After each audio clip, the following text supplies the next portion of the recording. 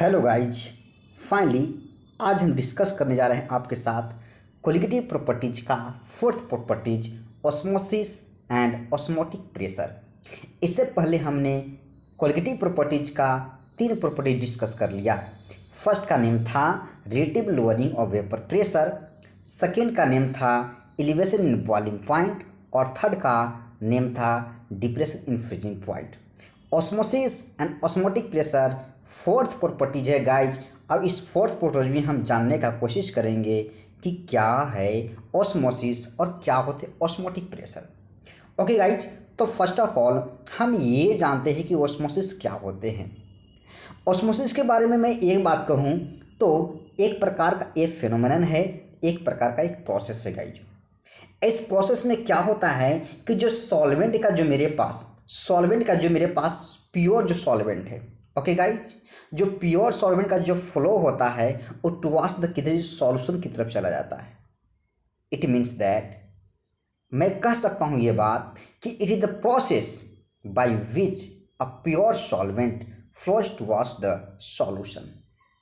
It means ये low concentration से किधर फ्लो हो जाता है, हाई कॉन्सेंट्रेशन की ओर फ्लो हो जाता है। इस प्रोसेस को हम क्या कहेंगे, ऑस्मोसिस कहेंगे। ओके गाइज, फाइनली आप समझ रहे हो। 1 सेकेंड में आपको बता रहा हूँ कि ये मेरे पास सॉल्वेंट था, अब ये मेरे पास क्या था, यहाँ सपोज कर लीजिए कि सॉल्यूशन कुछ है ना, यहाँ पे सॉल्यूशन है। अब बात ये कर रहा है कि जो सॉल्वेंट का जो फ्लो है वो किधर की हो रहा है, सॉल्यूशन की तरफ हो रहा है। किधर की हो रहा है, सॉल्यूशन की तरफ। चलो मैं एक बेसिक सा अपना खुद का एग्जाम्पल लेकर आपको बता रहा हूँ कि क्या बातें हैं। सपोज कर लो गाइज कि यहाँ मेरे पास सॉल्यूशन था और ये मेरे पास क्या था, सॉल्वेंट था, और यहाँ जो मैंने लगा रखा वो SPM लगा रखा, सेमी परमिएबल मेम्ब्रेन। क्या लगा रखा, सेमी परमिएबल मेम्ब्रेन। इस सेमी परमिएबल मेम्ब्रेन से प्योर सॉल्वेंट का फ्लो किधर की ओर जा रहा है, सॉल्यूशन की तरफ जा रहा है। तो यही मैं कह रहा हूँ कि the flow of pure solvent towards the solution through the SPM through the semi permeable membrane, it's said to be as osmosis. Okay guys, ये बिल्कुल आपको क्लियर है और आपको समझ में बात आ रहा होगा। डेफिनेशन यहाँ पे लिखा हुआ है, आप इसे समझ भी ले और याद भी कर ले। चलो मैं आगे आपको समझाने का कोशिश करता हूँ टाइप्स ऑफ ऑस्मोसिस। आइए टाइप्स ऑफ ऑस्मोसिस में फर्स्ट मेरे पास जो ऑस्मोसिस लिखा हुआ है, इंडोऑस्मोसिस। एक्चुअली इंडोऑस्मोसिस क्या होता है गाइज, अगर मैं एक आपको सिंपल सा एक बेसिक सा अगर एग्जांपल बताऊं ग्रेप्स के बारे में, ठीक है। अगर मैं ग्रेप्स को याद कीजिए, अगर ग्रेप्स को मैं प्योर सॉल्वेंट में रख दूं, कहाँ रख दूं, प्योर सॉल्वेंट पे, लाइक जो वाटर में रख दूं, मान लो समझ कर लिए एक सॉल्वेंट के जैसा वर्क कर रहा है।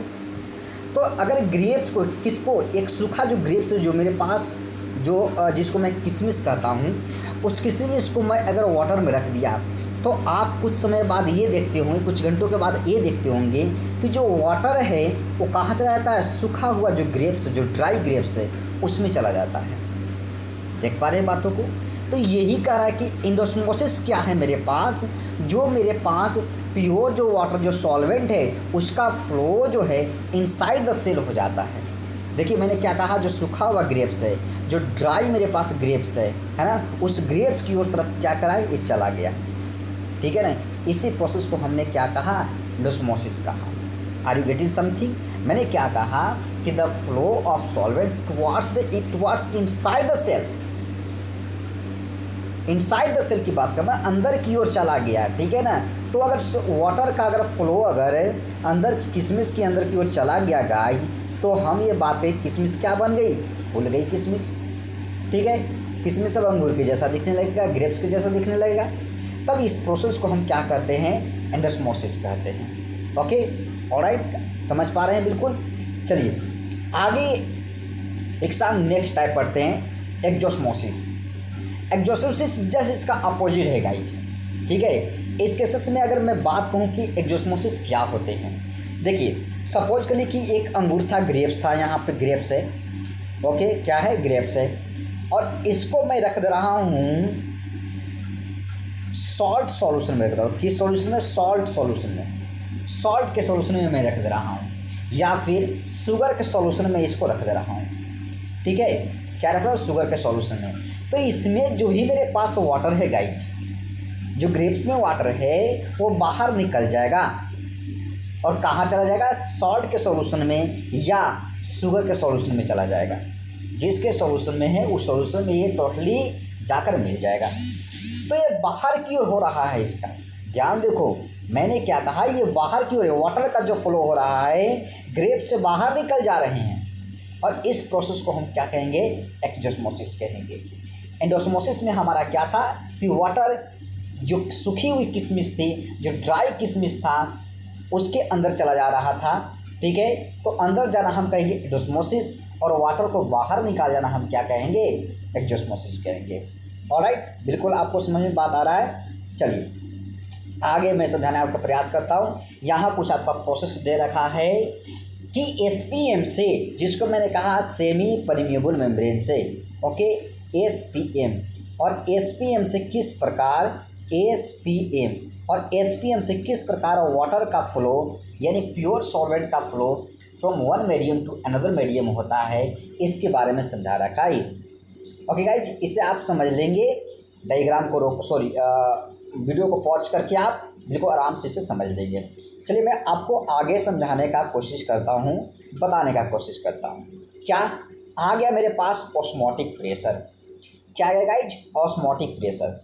एक्चुअली ऑस्मोटिक प्रेशर है क्या, देखिए मेरे पास यहाँ से नोटिस करेंगे तो आपके पास क्या मिलेगा, प्योर सॉल्वेंट, और यहाँ पे क्या है, सॉल्यूशन। देख रहे बातों को ना। तो ऑस्मोटिक प्रेशर है क्या मेरे पास, ठीक है, एक प्रकार से एक्स्ट्रा प्रेशर है गाइज, एक प्रकार से क्या है मेरे पास, एक्स्ट्रा प्रेशर है ऑस्मोटिक प्रेशर। यही तो बात कर, देखिए यहाँ पे जो मेरे पास फ्लो था इधर, वो क्या कर गया, रुक गया। देख पा रहे हैं बातों को ना। तो जो प्योर सॉल्वेंट का फ्लो अगर सॉल्यूशन की तरफ जाने से रुक गया, ठीक है, तब उस केसेस में हम क्या कहेंगे, उस प्रेशर को ऑस्मोटिक प्रेशर कहेंगे।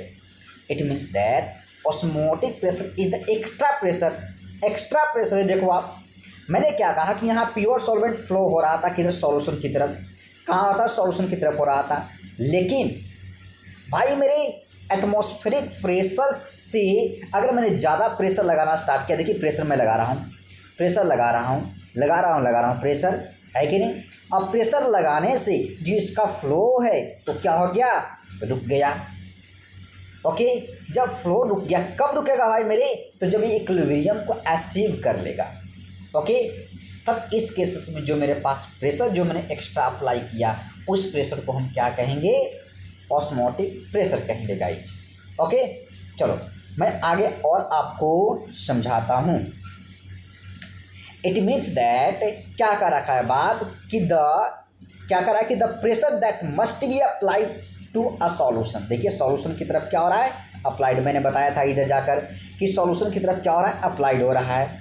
टू प्रिवेंट द ऑस्मोटिक, है ना, to prevent the osmotic movement, यानी ऑस्मोटिक मूवमेंट कहने का मतलब ये बात हुआ कि सॉल्वेंट के पार्टिकल्स को, है ना, सॉल्वेंट के कॉन्सेंट्रेशन को किसके तरफ रोकने के लिए भाई, सॉल्यूशन की तरफ रोकने के लिए जो प्रेशर लगाया गया है, उस प्रेशर को हमने क्या कहा, ऑस्मोटिक प्रेशर कहा। ओके, चलिए आगे मैं आपको समझाता हूँ कि क्या बातें हैं। अब देखिए मैं आपको ये बताता हूँ कि किस प्रकार से एक फ्लो होता है। देखिए अगर मेरे पास लो ऑस्मोटिक प्रेशर है भाई मेरे, तो हमेशा लो ऑस्मोटिक प्रेशर से हाई ऑस्मोटिक प्रेशर की ओर फ्लो हो रहा है। वाटर जो फ्लो हो रहा है क्या रखा है, हाई वाटर कॉन्सेंट्रेशन से लो वाटर कॉन्सेंट्रेशन की ओर फ्लो हो रहा है। आप ऐसे यहाँ पे देख लीजिए, वाटर का फ्लो ये दिखा रहा है बात। लेकिन बात ही ये चीज़ हो गई कि अगर ऑस्मोटिक प्रेशर क्या हो गया मेरे पास, हाई ऑस्मोटिक प्रेशर, या ऑस्मोटिक रिजल्ट जो मैंने एक्स्ट्रा रोक दिया, हाई प्रेशर दे दिया, तो वही मेरे पास क्या कहला जाता है, ऑस्मोटिक प्रेशर कहला जाता है। बिल्कुल आप समझ पा रहे हैं। चलिए अगर आगे आपको ज़्यादा जानने की ज़रूरत है तो आप इस बात को लिख सकते हैं कि the osmotic pressure of a solution is the excess pressure that must be applied to a solution to prevent osmosis. क्यों, ऑस्मोसिस प्रोसेस एक प्रकार से, it means that to stop the passes of the solvent molecules through a semi permeable membrane into the solution. Once again मैं आपको इसको पढ़कर इसको मैं एक वंस अगेन आपको मैं एक बार दोबारा पढ़कर बता देता हूँ सो कि आप डेफिनेशन लिख लो। क्या बातें कराएं कि the osmotic pressure of a solution is the excess pressure that must be applied to a solution. भाई किधर की ओर अप्लाइड करें तो सॉल्यूशन की तरफ हम अप्लाइड कर रहे हैं, किसको रोकने के लिए भाई, तो सॉल्वेंट को रोकने के लिए। यही तो बात कर रहा है कि to be applied to a solution to prevent osmosis that is to stop the passage of the solvent molecules through a semi permeable membrane into the solution is called as osmotic pressure. Okay guys, बिल्कुल यहाँ बिल्कुल आपको समझ में बात आ गया ना कि क्या होता है ऑस्मोटिक प्रेशर। फाइनली देखिए एक्चुअली बात ये है कि पाई इक्वल्स टू जो ऑस्मोटिक प्रेशर है उसको हम रिप्रेजेंट करते हैं पाई से। क्या से रिप्रेजेंट करते हैं, तो पाई से हम रिप्रेजेंट करते हैं गाइज, व्हाट, पाई से रिप्रेजेंट करते हैं। और पाई इक्वल्स टू हम क्या कह सकते हैं कि मेरे पास ऑस्मोटिक प्रेशर है। ओके, पाई का फॉर्मूला फाइनली हमें प्राप्त होता है MRT। अब MRT कैसे मिलेगा मैं आपको, चलो मैं इस वीडियो में ही बता देता हूँ, हालांकि लॉन्ग वीडियो बनने वाली है लेकिन मैं बता देता हूँ कि कैसे बनता है pi equals to MRT। Okay guys, चलिए मैं आपको समझाने का प्रयास करता हूँ। तो बात ऐसी है कि जो मेरे पास ऑस्मोटिक प्रेशर है वो मेरे पास कुछ रूल्स को फॉलो करता है। जैसे आपने बॉयल्स लॉ पढ़ा होगा, कौन सा लॉ पढ़ा होगा, बॉयल्स लॉ पढ़ा होगा।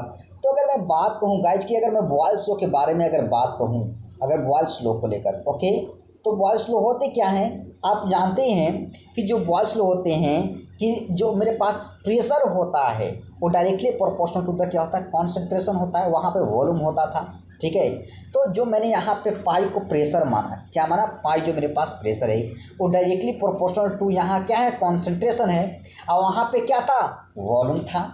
हमने जो माना था वहाँ पे वॉल्यूम को, यहाँ पे हमने क्या रिप्रेजेंट करा है, यहाँ पे जो बात कर रहा है भाई मेरे वी, वो रिप्रेजेंट क्या कर रहा है, कॉन्सेंट्रेशन को रिप्रेजेंट कर रहा है गाइज। ओके, ये बिल्कुल आपको समझ में बात आ रहा है। लेकिन आप इस बात को जानते हो ऑलरेडी, क्या जानते हो कि जो कॉन्सेंट्रेशन होता है गाइज, यानी सी जो होता है मेरे पास, ओके, वो क्या होते हैं, सी इक्वल्स टू मेरे पास जो होता है वो एन बाई क्या होता है, वी होता है। ओके, मतलब ये बात कर सकते हैं कि नंबर ऑफ मोल्स है ना, और डिवाइडेड बाय वॉल्यूम होते हैं। इसी को तो हम क्या कहते हैं, कॉन्सेंट्रेशन कहते हैं। कहते हैं कि नहीं कहते हैं। फाइनली मेरे पास आप एक रिजल्ट ये चीज़ रखो आप, ठीक है, कि बॉयल्स लॉ के द्वारा पाई डायरेक्टली प्रोपोर्शनल टू क्या आता है, सी आता है। ओके, चलो मैं आगे इसको इक्वेशन फर्स्ट मान लेना आप। चलिए सेकेंड केसेस में जो मैं बातें कर रहा हूँ चार्ल्स लॉ। ओके, मैंने चार्ल्स लॉ मैंने आपको क्या बताया था कि चार्ल्स लॉ में जो होता है मेरे पास जो ऑस्मोटिक प्रेशर ऑफ जो होता है डायरेक्टली प्रोपोर्शनल टू टेम्परेचर होता है। यही तो बात हमने कहा था कि according to Charles law the osmotic pressure जो होते हैं मेरे पास, यानी पाई जो होता है वो डायरेक्टली प्रोपोर्शनल टू क्या होता है, टी होता है। इसको इक्वेशन में क्या मान लूँगा, सेकेंड मान लूँगा। चलिए आगे जो मैं आगे पढ़ा था वो क्या पढ़े थे हम भाई, एवोगाद्रो लॉ। क्या पढ़े थे, एवोगाद्रो लॉ। और एवोगाद्रो लॉ के द्वारा हमने क्या पढ़ा था कि जो इक्वल जो वॉल्यूम से में हमने क्या पढ़ा था भाई मेरे, तो हमने पढ़ा था Avogadro law. Okay, Avogadro law. Okay, और एवोगाद्रो लॉ के द्वारा हमने ये बात पढ़ा था कि जो equal volumes of the dilute solution है ना, वह क्या रखता है, having same temperature osmotic pressure equal to the number of the molecules. तो इक्वल नंबर्स होते हैं। फाइनली मेरे पास ये मिल सकता है कि पाई डायरेक्टली प्रोपोर्शनल टू क्या मिल जाएगा, एन। ये मैंने सब कुछ पढ़ा रखा है भाई मेरे, आप लो जाकर देख लोगे तो वहाँ आपको बिल्कुल समझ में आ जाएगा। ओके, तो फाइनली मेरे पास इक्वेशन फर्स्ट सेकेंड और थर्ड से जब देखूंगा मैं ऐड करूंगा, कंबाइन करूंगा, तो मेरे पास एक रिजल्ट मिल जाएगा गाइज। और वो रिजल्ट मेरे पास क्या मिल जाएगा, तो पाई इक्वल्स टू जो मेरे पास मिल जाएगा वो क्या मिल जाएगा, CRT। ओके, क्या मिल जाएगा, CRT मिल जाएगा। कहिएगा सर कैसे मिलेगा पाई इक्वल CRT। ओके, आप तो ये चीज़ कर सकते हो कि पाई इक्वल CRT कैसे मिला। तो गाइज एक चीज़ मुझे बता कि क्या यहाँ पे जो मैं कह सकता था बात, ठीक है, पाई इक्वल जो मेरे पास होता वो क्या होता है, 1 क्या होता है, एन बाई क्या कर सकते थे, वी कर सकते थे, और यहाँ क्या कर सकते थे, RT कर सकते थे। बातें आपको समझ में आ रहा है। तो इसीलिए मैंने क्या कहा कि इसमें ज़रा सा भी डिफरेंस नहीं है। ओके, तो मैंने ये बात आपको समझा रखा है।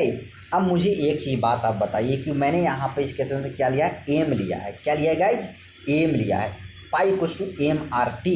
ओके, यहाँ पे हम लिए कॉन्सेंट्रेशन और वहाँ पे मोलर कॉन्सेंट्रेशन की बात कर रहा है। ओके, तो there is no difference between this and that. Okay, finally मेरे पास एक रिजल्ट मिलेगा पाई इक्वल्स टू CRT और इस पर हम न्यूमेरिकल्स करेंगे। इस प्रकार से सॉल्यूशन का मैंने कोलिगेटिव प्रॉपर्टीज का फोर्थ प्रॉपर्टीज भी एंड कर दिया, समाप्त कर दिया। भाई कुछ इंपॉर्टेंट टॉपिक बच रखा है जैसे abnormal mass, wants of equations, wants of law, इसके बारे में हम डिस्कस करेंगे, चर्चा करेंगे। ओके गाइज, फाइनली आपको समझ में बात आ रहा होगा। फाइनली तो आगे की वीडियो मिलते हैं। Thank you so much.